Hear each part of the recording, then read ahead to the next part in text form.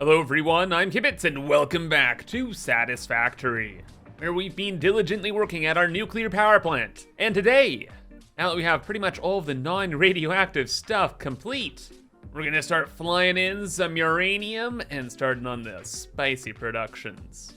But first, big thing we need to do, we need to get crystal oscillators automated.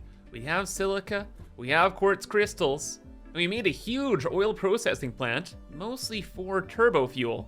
And also we need some of its materials to make rubber, and then we'll have everything we need to make the crystal oscillators, our last non-radioactive item.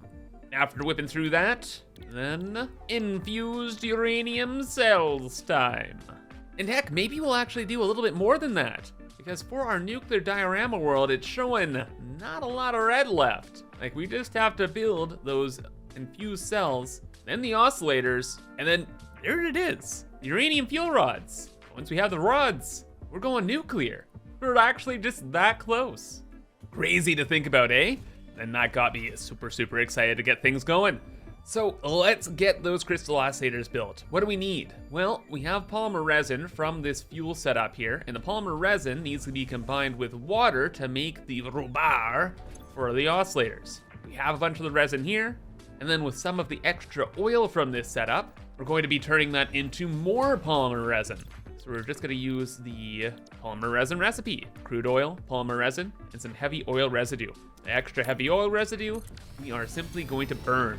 We're gonna first turn it into petroleum coke and send that into an awesome sink and or maybe some coal-powered generators.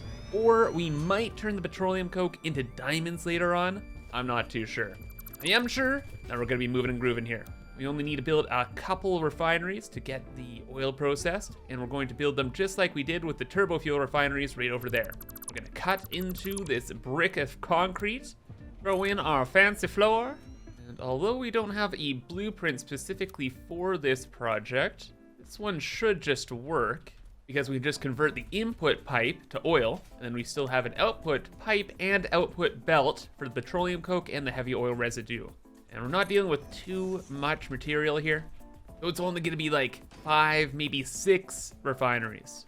It's 300 crude oil per minute that we have, and we're not overclocking, please. We have power shards to save, thank you. So that means, that's 5, yeah, 5 machines. 300 divided by 60. And for the petroleum coke, we just need 1 refinery, right? So we'll have the 5 there, and then 1 more just sitting on its own, big chillin' right there. And we'll have to fully overclock it as well, because we're gonna be having a lot of extra heavy oil residue. Like, this is the full blown setup. Last time we kind of did all of this for turbo fuel, and now, yeah, we're gonna have about 750 polymer resin for rubber, and only a little over 80 heavy oil residue? Oh, how cruel. That means we have to use 3 power shards. 2 is only 80 heavy oil residue per minute, so we have to have a third no matter what. We are running very dangerously though on power shards, so I don't really want to have to do that, unless maybe we could fit 2 refineries in here? Does that even help though? Not really, right? Because we'd save 1 power shard, but for hardly any inconvenience. No, it'll be fine. We'll just put the couple in there. What won't be fine is the amount of rubber refineries we have to build. The recipe for polymer resin to rubber is not super efficient. It takes 40 resin and a bunch of water to make the 20 rubber, right? Well, if we're trying to make 380 rubber, that divided by 20, it's 19 refineries, dude. Great. 19 refineries looks something like this turbo fuel setup that we built last time. Quite the spacious creation. So where would we build another 19 refineries? Well, this is our control center for the nuclear power plant, so there's gonna be belts and pipes all over the place around here. Then we have all of the water pipes scooting through this way as well. Those and, well, the main grouping that's just over here. The space down here is kind of claimed. Am I dead? So look, this is what we're gonna do. We are just going to quickly set up all of the rubber refineries right next door on the water. Like just right over here. There should be enough space, and we'll just do a real simple back-to-back blueprint setup. Probably later on we'll just cover it in concrete and nuclear reactors anyway. So real quick blueprints fam, nothing special. Got some extra water because this water wasn't accounted for. And we have our rubber. Just built 20 refineries because why not? belt work, pipe work, nothing crazy. And all of the items are just going up this way into some bins for now. We also have some overflow because we need this system to constantly be running. We need to get rid of excess oil. We need to get rid of excess polymer resin, or else we can't make turbo fuel. And the turbo fuel, we want to run our drone network. So this always has to be running. So we get our crystal oscillators complete. We get another problem dealt with, GGEZ. And you know what? I didn't think this would look super good down there next to all the water extractors, but you know what? That's all right. And it'll look even better once it's covered in nuclear waste. But we're not gonna dwell on it too long here. Because while I was building all the refineries, I was thinking about how we're gonna set up all of our crystal oscillators. We're going to build our crystal oscillator setup right here. This is kind of like a warehouse I've started building in the last video, where we made all of our silica, quartz crystals, and some other things. And we need this build to be pretty square and pretty flat, because we're gonna be covering the top of it with, you guessed it, more nuclear reactors. So I was like, how am I gonna build a relatively flat manufacturer setup? Well, there's always a classic. Pretty much, you set up your manufacturer, and then right in front of it, you stack a bunch of splitters, and you call it a day. You can set up all of your manufacturers this way. It's pretty flat, it's pretty efficient, but makes a very wide footprint, number one. And number two, it has like a pretty fundamental problem, where all of your splitters and belts now kind of cover the front of the manufacturer. The cool part, like this is moving and grooving when it's actually running. But then with all the belts, you can't see anything. It's like, what the heck? So we're just not gonna do that. Instead, I was inspired by what we're working on last time. And last time, we kind of went below the base foundation of the factory, like this concrete slab, so that a lot of the machines were embedded into the platform. And I was like, oh my gosh, this is such a good idea.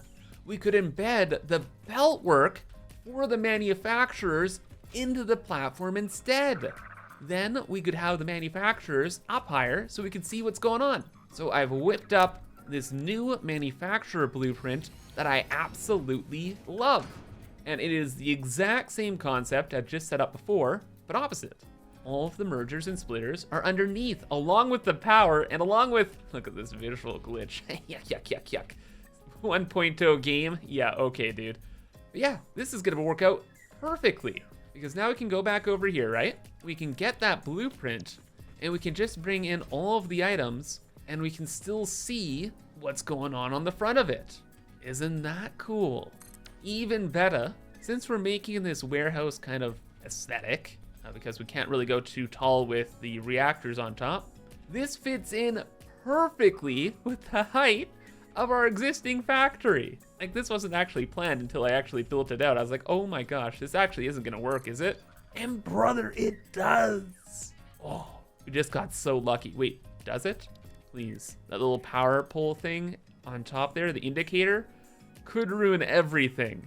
Don't say that, game. It is not overlapping clearance. Oh, it actually isn't. It actually does work. Everything's working out today.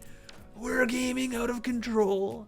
Yeah, once this is all said and done, it's gonna look so perfect. The reactors up top, all of the nuclear fuel rods, all of the waste flying around, the manufacturers automating down here. We're moving, and we are grooving. And the nice thing too is that this setup is pretty straightforward. We're building all of these manufacturers just right beside each other, so it won't really be that complicated. It's all overflow, right? We have all the overflow splitters underneath. And item count wise, we only need about 50.4 crystal oscillators. All right, so each manufacturer then makes about 2. So 50.4 divided by 1.875 is about 27 manufacturers. Overclocked? Like 11.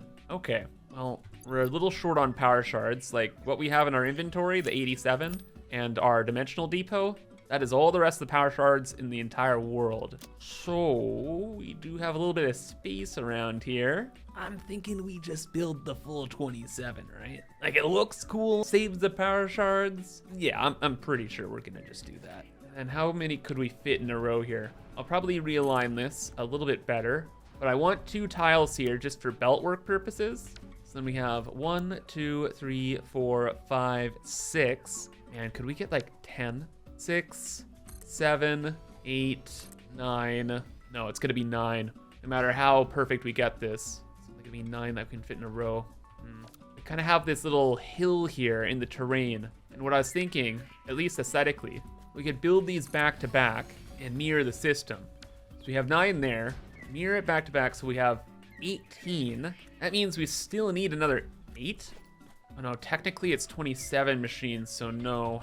We need another 9 again.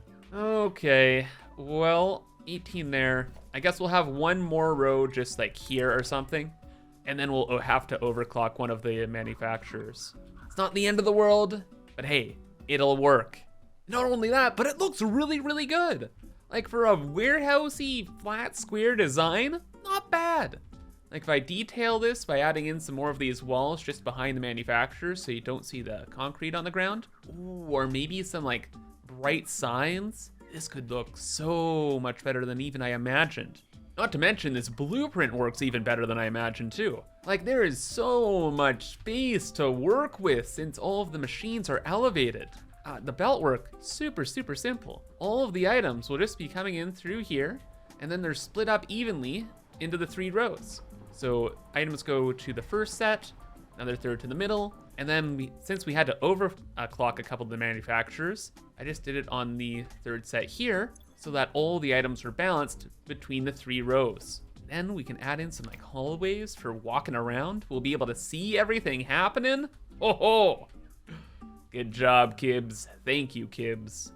And what's even better is most of the items for this are right here. Quartz crystals right there. The rubar, well, that's actually on the other side of the factory, so that will be the only problem. But then the AI limiters, we actually brought those over to this factory earlier because we're using the AI limiters to mostly make electromagnetic control rods. But the rest of the AI limiters are just in the corner of the warehouse, sitting pretty over here, right in this splitter. So 5 more seconds of belt work, and we'll be cooking with gas. And this time pretty literally, right? Because the rubber is made with gas, so we're like cooking up a new product with gas. Look, it works, okay? And so should this system. Just a simple overflow that looks good. So now we should have our crystal oscillators, right? You better believe it, bud. So this system will get warmed up after oh gosh, it's already going. Look at all the items moving and grooving. Cool. Oh, that was such a good idea, putting the manufacturers here right in front of like our main viewpoint as well. Didn't really even think about that. I just wanted it to look cool, but now it looks cool just as its own build and also just overall for the plant. So then just to wrap up this project, we're just going to make it blend in with the rest of this warehouse part of the factory, then move on to the actual gas. And by gas, I technically mean fuel, the turbo fuel to power up our drones. And so yeah, very basic design here, but most of it is carried by the exterior of the manufacturers. And then for the interior, I left most of it. Like I put in the walking paths and stuff like that. However, the next update is gonna add in so many cool decals that I wanna save some space to mess around with them. So we'll leave it like this for now and move on. Ooh, actually, I had an amazing idea with our turbo fuel plant, because all that's really left of it is to package up all of the turbo fuel itself. And since we have the turbo fuel and the packages already being made, all we need are just a bunch of packagers. And I want to do some kind of huge vertical design so we can make that back wall red there. Then we'll have so many like cool colors rocking and rolling there, and from the aesthetic point of view, it looked great. And I'm feeling particularly inspired by our manufacturer design. We're gonna do something very, very similar. We're gonna make a blueprint where we're going to have the packager above the splitters and mergers. So we'll just copy what we did before. The packager itself is just a 1-tile build, so we can put that there. It's gonna package the turbo fuel. We'll get rid of the platform underneath, and then we'll bring all of the materials to this side. Both get collected and distributed. We just end up with this floating machine that we can mess around with.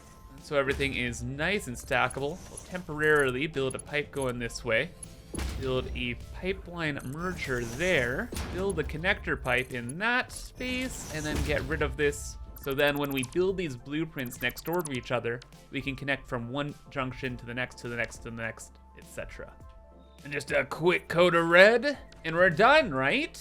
Almost, actually. We just have to make this look better. Better for our vertical design. Now there is always a classic frame foundation, but I feel like we're really overusing these.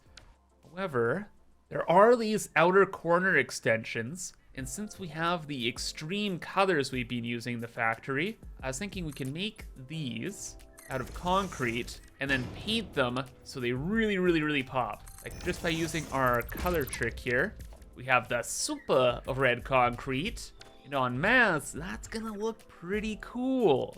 Maybe like something like that? Yeah. Oh no, more so like this. Oh yeah, bud. Got the wall on this side and there's so much more red. Then we also had a place to put a power pole too. So it works both functionally and aesthetically. Also got a walking path in the back here that we probably won't use, but if we do, I'll be happy it's there. Okay, so let's slam our faces into concrete and metal and head back here and start stacking. Now there's like a 50% chance this is gonna look absolutely terrible, but I'm willing to risk it. If it doesn't look good, we'll just build these somewhere else. And then in total, we're making 750 turbo fuel per minute, right? So each of these packagers can handle 20? 750 divided by 20. You're telling me I have to build almost 40 packagers. Yeah, I don't think so. We're definitely overclocking those. So then it's 50, okay. 750 divided by 50, not a big number. Still a big number, I lied. Well, how many can we build here? We're going vertical too, right? So 4 rows looks pretty decent. And all things considered, we could, it looks like build 5 per level. Oh, okay, yeah. We can actually build a lot of these things in this space. Like, oh my gosh, this isn't even a problem at all. I cannot believe how simple this is going. In fact, we already have 20. Great. Okay, it's pretty weird aesthetically. I think we'd have to like fill out the design a little bit more. So just get some more platforms in, paint them so they connect up. And then, like I was afraid of, I guess we'll have to do some frame stuff here. They're just too good, man. Too good. Dang, look at that. They really bring a build together. And then logistics-wise, we have the 2 pipes of turbo fuel here. So dividing 2 pipes into 3 rows? No. Let's just overbuild a little bit and build ourselves a 4th row. That'll make our lives a bit easier. Get rid of these pipes on the wall. And then we'll probably just do all of our pipe work on this wall. Like, it's 2 pipes. It's not too difficult. Like, we just have this pipe, go to this set of machines, then we split it, insert the other pipe, which is 300 turbo fuel, or no, 250 turbo fuel, then that'll go to the rest of the machines, I think. But we really won't know until we try it out. So all the things have been connected. The design looks phenomenal. Like with all the pillars in and the belt work done, I love it. Only problem is we have to move this main power line here because it's blocking the entire view. But first, I need to see if it works. So the canisters, I brought them over. We have this new huge logistics line. We needed something like this eventually because we're gonna have all these pipes flying through here, right? So I wanted to dedicate some space for belt work. With the canisters, it's the same deal as the liquids where we just will have 2 belts. There's some amount on one, some amount on the other, it doesn't really matter. They get split up and will overflow through all these machines. My goodness though, I cannot wait for the next Satisfactory update, because in the next one, they're gonna be adding in vertically connectable splitters and mergers.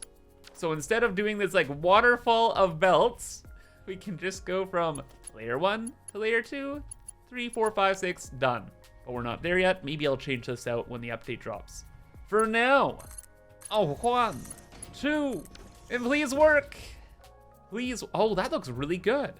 Actually seeing the items moving up on the front there, cool. Are the liquids attached? Did I actually do that? No, why? Let me guess, I didn't power a pump or something down here? I did not, okay, simple problem. Where does the power actually go? Up this way, to here, then to there. Okay, now we should get some liquids. Now the party gets started. Oh yeah, we have tons and tons of turbo fuel. Oh yeah, because all of it's stacked up in here right now. So everything's gonna run immediately. Now when it's running, how does it look? Or do we even notice anything?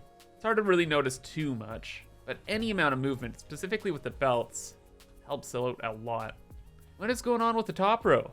Oh, I guess because all the fluids end up over there eventually? Oh, there might be some backflow here. That's one thing. Like fluids go up through here and then they're trying to refill the buffers. Don't want that, so let's put one of those down. And that'll force everything up this way now. Can we see throughput rate here? It's not too much, and it's clearly not enough. Houston, do we get a head lift problem in these parts? No, not here. Uh-oh. Oh, and not here either? Really? That's actually kind of scary. I kind of thought we'd have like a head lift problem. That's usually the easiest fix. Just add on another pump, call it a day. Or is it just being slow? Nothing going on. Literally nothing going on. I don't get it. So it's time for more pumps. It's always the solution, okay? And some of you might be like, oh, Kibs, this symbol here is to show that the head lift of the other pumps is getting stopped by these. Now, that is not the case. The valves do not stop head lift. They do not. The visual there is not correct. I know this for a fact. For real, no lies, no fools. Okay?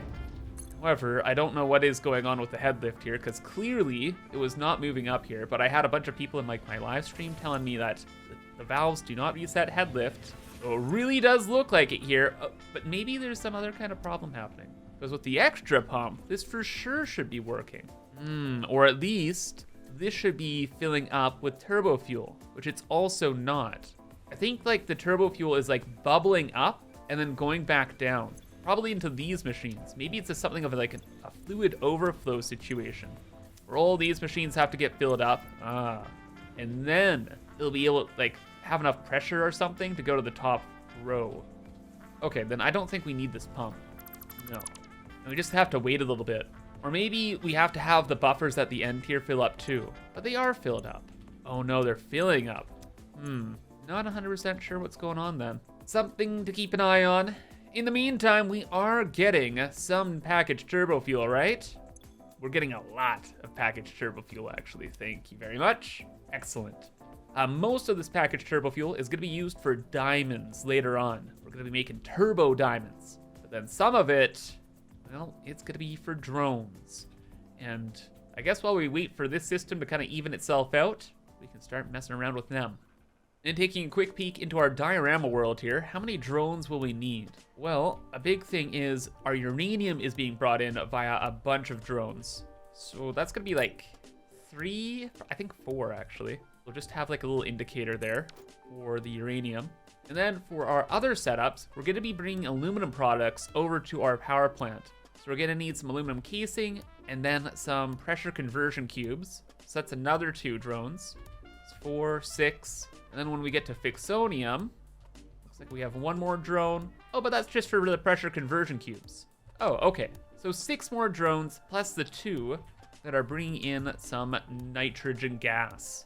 So 8 drones, that is gonna take up a lot of turbo fuel. Oh man, I am a little worried if we have enough or not now. Taking a peek ahead at our turbo diamonds that we wanna make. That is gonna be made in a particle accelerator. It's gonna take packaged turbo fuel. We're gonna need 40 packaged turbo fuel. It's about 600 there. So if we're making 750 packaged turbo fuel, we'll have 150 packaged turbo fuel left. Over 8 drone ports? Oh yeah, we're gonna have to test things out because this might get real spooky. So yeah, we need some drones to actually test then. Good news, I've fixed up this area so it's actually working, and I moved the entire power line and all the pipes just so we could see the whole design. And it's looking a lot better and running a lot better. Fun fact, turns out we actually did need another pump. It's just another pump just over here. So everything is good to go. As for the drones, they need drone ports to work, and we only have 2 right now. These 2 are going to be for unpacking nitrogen gas. We already have another drone port set up on the other side of the world that will package and then send over the nitrogen gas, and then we'll unpackage it, and then the gas goes into our nitric acid setup. So technically speaking, that is 2 of the 8 drone ports already built. However, I have been planning since, well, the factory was built here, to put some more drones on this platform. I think we can actually fit the full 8 here, which is good, because although we have 8 different nodes to grab items from, those nodes are very, very, very far away, and we might have a throughput issue. And throughput issues are just when the items aren't getting delivered fast enough. So if we have a belt, there's never a throughput issue. It's 780 per minute, that's it, it's on the belt, from A to B, GGEZ. But with drones, or even with trains, sometimes they can't deliver the items fast enough, and that means we'd only have like 400 items per minute coming through this drone port, when we need, say, I don't know, 600? What's our situation with uranium drones, for example? This drone's gonna be transporting 300 per minute, so that should be fine. That's another 300, so that should be fine. And they're close, so having the travel distance shorter increases throughput because the drones can move from A to B faster. But then we have other drone ports, like say in the swamp, that is a lot further away. Still though, that's 300 items. So from A to B there, that probably, that's really close. I'm not sure if that'll work. But then what I'm really worried about is way over here in the red forest, we gathered up a uranium node from the middle there, and it is 600 uranium per minute. And that goes to this drone port here. So the distance is very far, and it's a lot of items per minute. So we'll probably have to have 2 drones for that. So we'll have the 4 here. We'll build another 4 just over on the other end. Then we'll have our 8. But with the space all being good, I'll just give it a little bit of decor, and then we'll get started messing with the throughput rates. Oh, and yeah, I built the reactors actually over here, and I realized I needed to have a little bit of space underneath them for just logistics. Like, we're gonna have a lot of uranium waste being produced here, so a little bit of room for belts will be handy. And we'll probably want to do the same actually with the drone ports. So we'll raise them up, I don't know how much, a little bit. We can't go down though, because right underneath, there's this cliff here, which is why we have this huge stand even in the first place. So we'll raise them up, I don't know, a couple tiles. 3, 4, I don't know. Survey says we're going up by 3 foundations. Now they have a little bit of height, and I could do all of the belt work and the bin work underneath. Also, to help with throughput, it's really, really good to have a bin of items for all of the drone goods to be dropped off in. That's just so there's a bit of a buffer if there's a delay in the traveling. More so than that, I've been working with designs, trying to make this look cool. Like, I'm really, really happy with how the other drone port turned out. It really looks like it's attached to the foundation there. Like, I feel this worked out really, really well. And the design I got right now, it's not exactly it, Chief. I was desperately trying to use beams in some way, shape, or form because of the next update that's coming out, but no. So for now, I'm just gonna leave it with this relatively simple look, and then later on, we'll make it look even better. Or even, you know what, even if we just leave it like this, I'm pretty content. This is neat. Got a lot of green in there, and from afar, looks all alien-y. And since we're gonna be bringing in all of the uranium from this port, I'm happy that this stands out so much. And I'll be even more happy if it actually works. So I brought all the packaged turbo fuel here, right? And now we set up the drones to see what happens. Yeah, I really only think that the one drone port's gonna fail, but I wouldn't mind being pleasantly surprised. So this is gonna be not Eindhoven. This is going to be 300 uranium out 1. So this is gonna be 300 uranium in 1. Match the ports. GGEZ. Then same deal with all of them up until drone port 4, because I just noticed something terrible. Did I mess up? I did. Why did I do this? It's actually with 3. Why? Why did I? Naming conventions. Gibbs, how could you fail me? Let's go. Cannot let that stand. We must fix the drone port. Also, it's kind of convenient as well because we actually need to go to all these drone ports and properly set them up. We need to give them a little bit of starter fuel here. Fix the naming convention. And then attach a couple belts here and there. I didn't attach the belts into like their storages because I didn't want too much radioactive stuffs going on. Not yet anyway. Now that we're at this point in the project, it's time to hook it all together. And also, I suppose I can show you where everything is. So that was one of the drone ports. There's another drone port for the nitrogen, just sitting pretty over there. And then where is the swamp drone port? It's right by that tower. There, right next to the ground. It looks so pretty. So happy we get to show it off again. Oh gosh, lag. No, we're good, we're good. Whew. There you go, buddy. And the last two are up on the cliffs here. One is right here, right next to the red desert and our actual nuclear power plant. In fact, I was actually just gonna belt this down with the other goods, but I was like, drones are cool. So, use the drones. And then the last one is on the other side of our power plant, on the tallest cliff in the world. Right over yonder. Oh my gosh, that freaking drone port does look really good. We gotta use more green. Soon. Connect the belt, give it a little bit of fuel, and it should be fine. I wanna use drones going back and forth between this drone port and our factory here. So the drone that's based at this port and the drone that's based at the other port will be able to go back and forth. In fact, looks like this is already working. Oh, free ride home. Yippee. You're gonna be nice, right, drone? Don't eat me into oblivion, please. Please. I can't believe we're staying on. Okay, so far so good. Just a little bit further. Please do not make me peasant trot, no!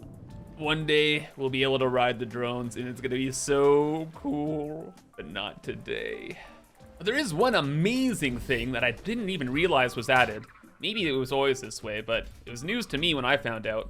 But it's when you package and unpackage gas, you actually can fit more gas in the canisters than like the 1-to-1 ratio with most items, where you have 60 nitrogen gas packed up, right? But when you unpack it, you get 240 gas. So the 60 items become the 240. So that means if you fully overclock a packager, it's only 150 items to move to get the 600 nitrogen gas out, which is amazing. So if you're ever transporting gases around the world, I'd highly, highly recommend packaging it and then sending it via drones. It is very, very efficient and very, very cool. So these nitrogen drones are gonna run very, very, very well, I'm sure. So when you land, do not disappoint me, do not do it. Another awesome thing about drones, just in general, is you can actually see all the throughput numbers very, very clearly. Like we can see right here. It's 4 stacks transfer rate. That's fantastic. Stack sizes are 100 items per stack, so that's 400 items per minute this thing can transport. And we only need to transport 150 packaged nitrogen per minute, and we're all good. As for fuel, 7.9 turbo fuel per minute. I think that's actually fantastic. We have 150 turbo fuel available, and this one takes 8 of it. And remember, this nitrogen node is on the other side of the entire world. Like, this is the nitrogen node, from A to B. Okay, I think we're good on turbo fuel then. We're really good on turbo fuel. This one, again, it's about 8 per minute. Good, 36, 4 stacks. Okay, numbers and everything good to go for nitrogen. You may have noticed, I got all of the uranium drones activated as well, and they are delivering goods so we can see some numbers. All the goods right now, i.e. the uranium ore, is going into awesome sinks to be organized. But I just need to know the transfer rates and how much turbo fuel we're looking at. So turbo fuel, about 5 per minute, totally fine. Transfer rate, 279 per minute, not cool. Supposed to be 300. Where are my other 21 uranium ores? What the heck? Where is drone port 1? It's right there. I don't think that number is accurate. This drone goes to the top of the cliff right over there. There is no way it's only 279. I'm gonna wait a couple minutes on that. No, that's crazy. I don't believe it. This one, not helping my case. 265. Here's drone port 2. Is that over here? Oh, that's to the swamp. Okay. Now the number's going up. I guess because these drones are just landing. Maybe once they land and unload, the numbers will update. I really, really do need some of these drones to have proper throughput. We don't have infinite space here. We probably already have the troubled drone port right there. So update, show a better number, please. Please? Billy, please. Okay, I'm a little scared. Open, close it. It's still saying 265. Oh no. This one, 322. Oh my gosh, one of these drone ports works. Oh, another one's landing right now. I see what's happening. These drones are traveling really close together, so the numbers are a little bit skewed. Now when this one unloads, it's gonna be 300. I guarantee it, in fact. Because I think just one drone can handle the 265. Since the drones are practically following each other. What? 284? How is it not 300? What the heck? Ah! That's terrible. And then you. This one is supposed to transport 600 per minute. Yeah, I figured it'd be about 400 per minute. This is going to the Red Forest. All right, these sets of 2 drones needs a buff.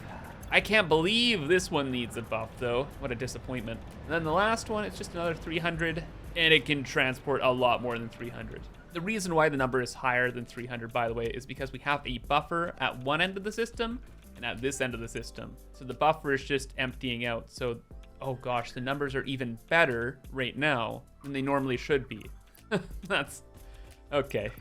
That's really bad for the swamp drone port. But it's really good that past Kibs planned for this.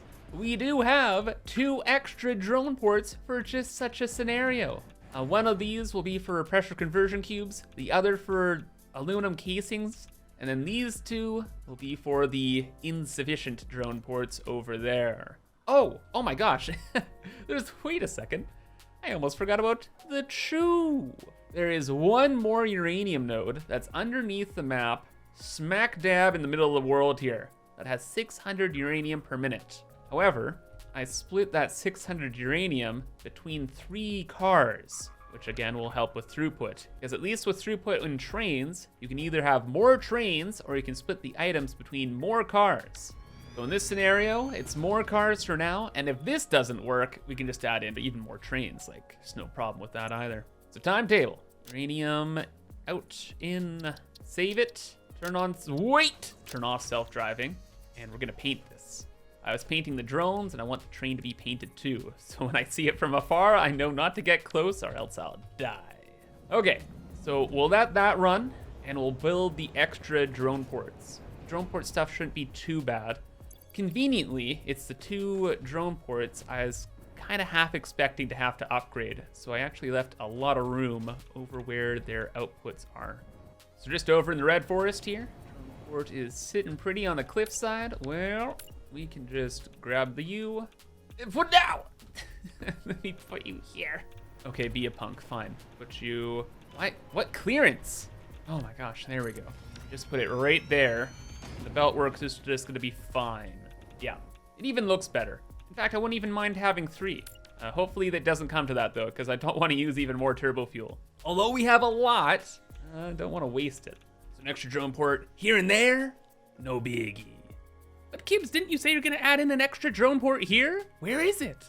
Great question. Well, apparently I just didn't leave it running long enough because the outgoing transfer rate is 299, right? And I'm pretty sure that's just a rounding error because the maximum transfer rate is 4.5 stacks per minute, which is like 450 items. So with the other drone added in and not having to add in an extra uranium drone, probably yet, along with the new uranium CHU, we are good to go.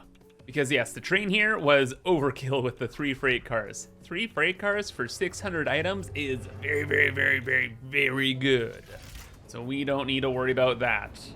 And like the incoming transfer rate says like 50 items per minute, but again, that's per freight car, right? Oh, but wait, maybe it isn't fast enough.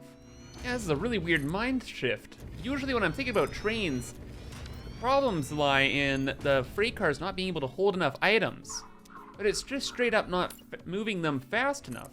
That's it. Odd. So I guess we'll just add in an extra train and call it a day. Because if the throughput, our transfer rate, is about 50 items per minute, wait, does that mean we need 4 trains? Because it's 600 items per minute, and we have 3 freight cars. Oh my gosh. Well, let's just let 2 run for a little while, and presume it'll work just fine. That will take a lot more time, and I have to go to bed at some point. But before we wrap things up, you know what time it is. It's time to check things off our to-do list here. So what did we do?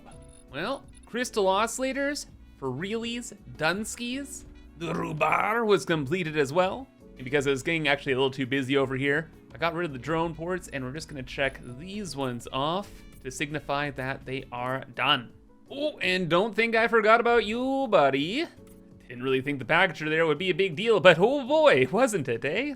But I think the bigger takeaway is that all we have left are 2 more items to produce, and then 50 million nuclear reactors to set up. But that'll be for next time. And that's gonna be all for now. So if you enjoyed, remember to subscribe for more. And until then, I hope you have a fantastic rest of your day, and bye-bye.